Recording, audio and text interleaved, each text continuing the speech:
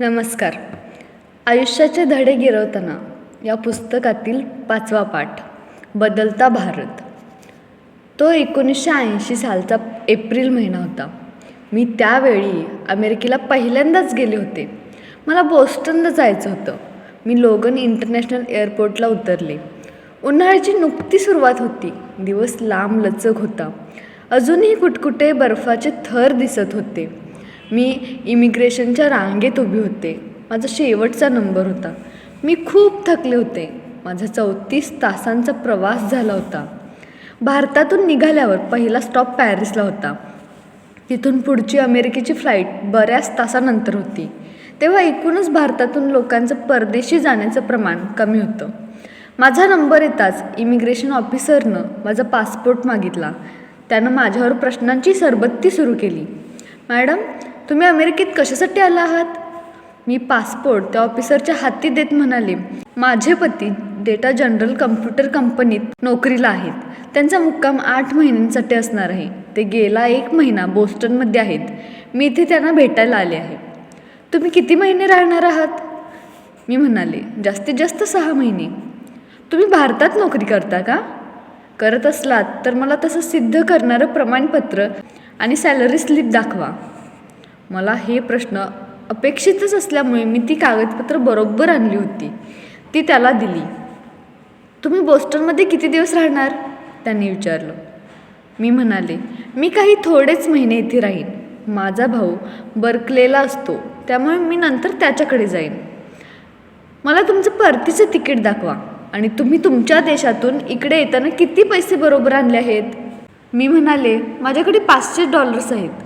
असं म्हणून मी त्याला तिकीट आणि पैसे दाखवले. त्यानं माझ्याकडे अविश्वासानं पाहिलं आणि माझ्या पासपोर्टच्या व्हिसाच्या पानावर 3 महिन्यांचा शिक्का मारून तो मला परत दिला. मग माझ्याकडे पाहून तो म्हणाला, तुम्ही अंगात काय प्रकारचा पेहराव घातला आहे? मी भारतीय परंपरेनुसार साडी नेसलेली आहे. हा आमचा राष्ट्रीय पोशाख आहे, असं मी म्हणाले. तुम्ही भारतातून आला आहात तर? कुठे आहे हा देश? जपानच्या जवळ आहे का की आफ्रिकेत आहे? मी म्हणाले, नाही, आशिया खंडात आहे. मग तुम्हाला इंग्रजी कसं काय येतं? ते म्हणाले, भारतात खूप वेगवेगळ्या भाषा बोलल्या जातात. शाळेत आम्ही भारतीय भाषांसोबत इंग्रजीसुद्धा शिकतो, असं मी उत्तर दिलं. त्या ऑफिसरची शिफ्ट आता संपत आली होती. इतक्यात दुसरा ऑफिसर तेथे कामावर हजर झाला. तो मला म्हणाला, तुम्ही कपाळाला काय लावलं आहे? त्याला आमच्याकडे बिंदी किंवा कुमकुम म्हणतात. अनेक भारतीय स्त्रिया ते लावतात, असं मी म्हणाले. त्यावर त्याचा मित्र म्हणाला, हो, एका डॉक्युमेंटरीमध्ये भारताबद्दल बरीच काही माहिती होती. मी ती फिल्म पाहिली. मी असं ऐकलं की तुमच्या देशात विधवांना जाळून टाकतात. शिवाय असंही ऐकलं आहे की तुमच्याकडे 2 वर्ग असतात, एक महाराजा आणि दुसरे भिकारी. तुम्ही लोक साप पाळता ना? आणि तुमच्या इथे हायवेवरून गायी हिंडतात. हे सगळं खरं आहे का?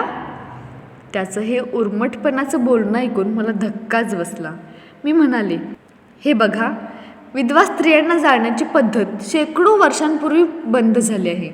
शिवाय त्या काळीसुद्धा देशातल्या प्रत्येक विधवा झालेल्या स्त्रीला काही जाळण्यात येत नव्हतं. भारतात आता राजे महाराजे शिल्लक उरलेले नाहीत. आमच्या देशात साप फक्त प्राणी संग्रहालयात किंवा जंगलात पाहायला मिळतात. जसं आशियातील कोणत्याही देशात असतं तसंच आमच्या इकडे खेड्यांमध्ये गायी रस्त्यांवर हिंडत असतात. हे जरी खरं असलं तरी हायवेवरून नव्हे. तुमच्या मालकीचा हत्ती आहे का? त्याने विचारलं. त्यावर मी हसून म्हणाले, हत्ती बाळगणं ही काही सोपी गोष्ट नाही, पण मी अनेक हत्ती पाहिले मात्र आहेत. ठीक आहे, तुम्ही जाऊ शकता. मग मी तिथून निघून कस्टम काउंटरशी गेले. त्या काळी कस्टमवाले प्रवाशांशी फार कडकपणे वागत. एका कस्टम अधिकाऱ्यानं मला विचारलं, तुम्ही भारतातून काय घेऊन आला आहात? इकडे भारतीय दुकानं खूप कमी आहेत. शिवाय माझ्या पत्नीकडे कार नाही, त्यामुळे मी थोडेसे जेवणात वापरायचे मसाले घेऊन आले आहे, असं मी म्हणाले. त्यावर मी मसाल्यांच्या ऐवजी काही भयंकर रोगराई पसरवणारे जंतूच बरोबर घेऊन आले आहे, असं त्याला वाटल्यासारखं त्या कस्टम ऑफिसरनं मला वागवलं. मग त्यानं हातात एक काठी घेऊन वेगवेगळ्या मसाल्यांवर काठीचं टोक टेकवत मला त्यांची नावं विचारली. त्या सगळ्यातून पार पडून मी जेव्हा बाहेर आले तेव्हा मला खूप निराश, उदास वाटत होतं. मला खरं तर आपल्या देशाच्या इतिहासाचा इथल्या 5,000 वर्ष जुन्या सांस्कृतिक परंपरेचा खूप अभिमान आहे. अजूनही आपण सिंधू संस्कृतीचे पालन करतो, पण त्या काळात अस्तित्वात असलेल्या इतर संस्कृती आता नामशेष झाल्या आहेत. पुरातन काळात आपल्या देशानं वैज्ञानिक क्षेत्रात फार मोलाची कामगिरी केली आहे. शिवाय खगोलशास्त्रातही आपली फार प्रगती झालेली होती. आपल्या पूर्वजांनी संगीत आणि विविध नृत्य प्रकार शोधून काढले, त्यावर ग्रंथ लिहिले, काव्य, गद्य, कथा, कादंबऱ्या असं विपुल साहित्य त्यांनी निर्माण केलं. आपल्या संस्कृतीनं 2000 वर्ष जुन्या असलेल्या शिलालेखांचं जतन करून ठेवलं आहे. त्यावरून असं लक्षात येतं की इतक्या प्राचीन काळीसुद्धा आपल्या पूर्वजांना लेखना वाचनाची विद्या अवगत होती. आपल्या पूर्वजांनी बांधलेल्या विशाल मंदिरांमधून आणि पुरातन वास्तूंमधून त्यांच्या स्थापत्यविद्येचा आविष्कार पाहायला मिळतो.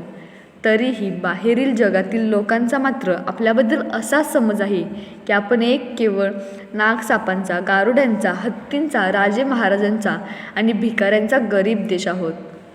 या प्रसंगाला कित्येक वर्ष लोटली. बंगळुरूमध्ये इन्फोसिस आणि तशाच इतर अनेक कंपन्या उदयास आल्या. काही थोड्या काळातच बंगळुरू हे भारताच्या सॉफ्टवेअर इंडस्ट्रीचं केंद्र बनलं.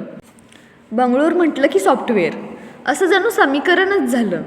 आज बंगळूर इंटरनॅशनल एअरपोर्टवरून USA दिवसातून कितीतरी फ्लाईट्स आहेत. तसंच तिथून जगभर सगळीकडे जाण्यासाठी अशाच फ्लाईट्स आहेत.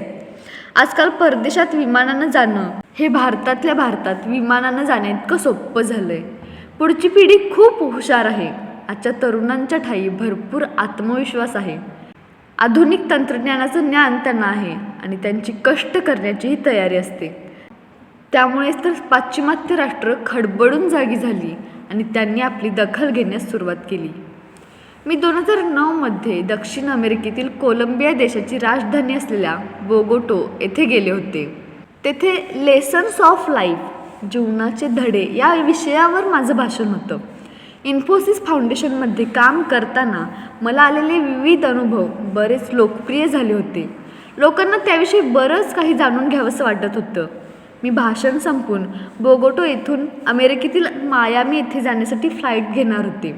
मी मायामी विमानतळावर उतरले तर नेहमीप्रमाणे तिथे इमिग्रेशनच्या रांगेत माझा नंबर शेवटचा होता. माझा नंबर आला. व्हिसा ऑफिसर एक तरुण, बोलका आफ्रिकन अमेरिकन होता. मी रांगेत शेवटीच असल्यामुळे तो निवांत टेकून बसला आणि मला प्रश्न विचारू लागला. आता हा ते नेहमीचीच रटाळ, कंटाळवाणी प्रश्न विचारणार अशी मी मनाची तयारी केली होती. पण या खेपेस तसं काही घडलंच नाही. तो म्हणाला, ओ बाई, तुम्ही भारतातून आलात का? मी एक स्त्री आहे, त्यामुळे मुळातच मी भरपूर बोलते. त्यात मी शिक्षकी पेशाची असल्यानेही खूप बोलते. एका संस्थेची विश्वस्त म्हणूनही मला पुष्कळ बोलावं लागतं आणि ॲनालिस्ट म्हणूनही मी बरंच बोलते. म्हणजे साध्या लोकांच्या 4 पटीनं जास्त बोलते मी.